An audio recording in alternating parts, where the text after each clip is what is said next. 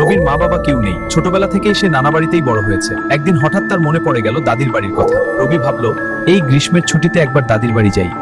যেমন ভাবা তেমন কাজ। এক সন্ধ্যায় চারদিকে যখন ধীরে ধীরে অন্ধকার নামছে, রবি তার সাইকেল নিয়ে একাই দাদির বাড়ির পথে রওনা দিল।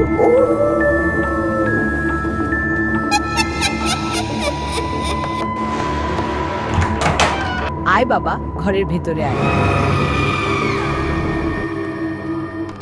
ঘরে গিয়ে একটু বিশ্রাম নে বাবা। আমি শেষের ঘরটা থাকবো।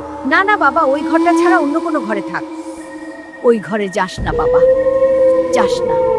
ওই ঘরে যাস না বাবা। আমি এসব ভূত প্রেত বিশ্বাস করি না দাদি, আমার কিছু হবে না।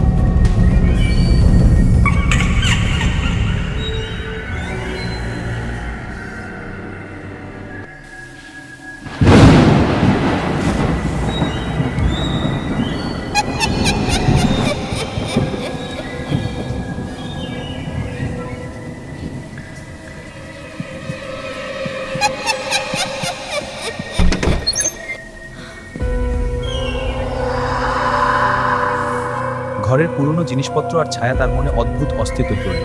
এই ঘরে শুধু স্মৃতি নয়, আরো কিছু লুকিয়ে আছে।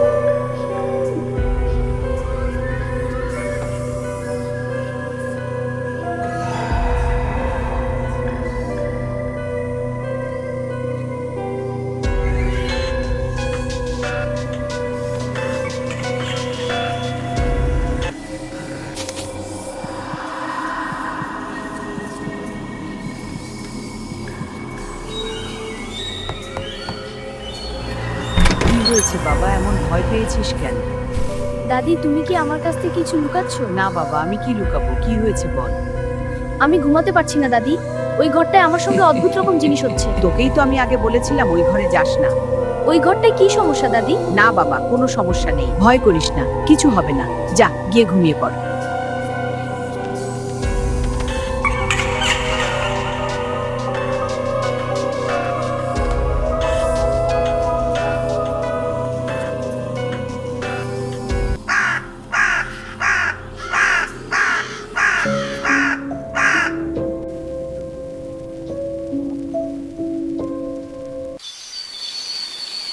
কিছু দূর যাওয়ার পর আরো বড় একটা মাঠ চোখে পড়ল।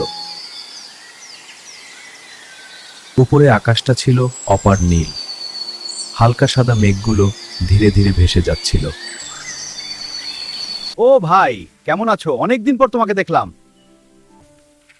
কাকা, আমি তো আপনাকে চিনি না। আমি তোমাকে চিনি ভাই, তুমি তো ভূতের বাড়িতে থাকো না? কাকা, আপনি আমাদের বাড়িটাকে ভূতের বাড়ি কেন বললেন? কি বলো, তুমি কিছুই জানো না। না কাকা, কি হয়েছে আমাদের বাড়িতে? তুমি এই বাড়িতে ভুলেও থাকতে চাও না। তোমার দাদি মারা যাওয়ার পর থেকে ওই বাড়িটা একদম অভিশপ্ত হয়ে গেছে। তাহলে আমি কাল রাতে কার সাথে একই ঘরে ছিলাম? ভাই, যত তাড়াতাড়ি পারো এই বাড়ি ছেড়ে চলে যাও। তোমার দাদি এ বাড়িতে আসা লোকজনকে বাঁচতে দেয় না, তোমাকেও মেরে ফেলবে। তোমাকেও মেরে ফেলবে, মেরে ফেলবে, মেরে ফেলবে।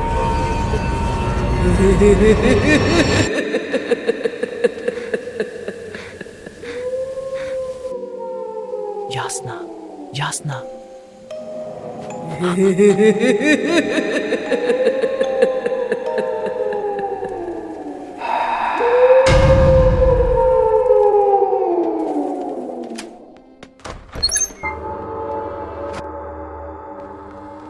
দাদি, দাদি!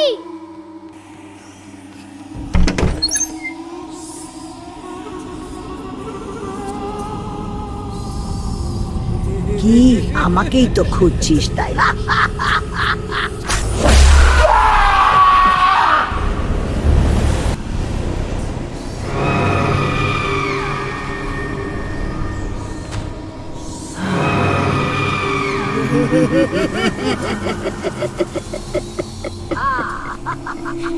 এই বাড়িটা শুধু আমার, আমি আর কাউকে এখানে থাকতে দেব না।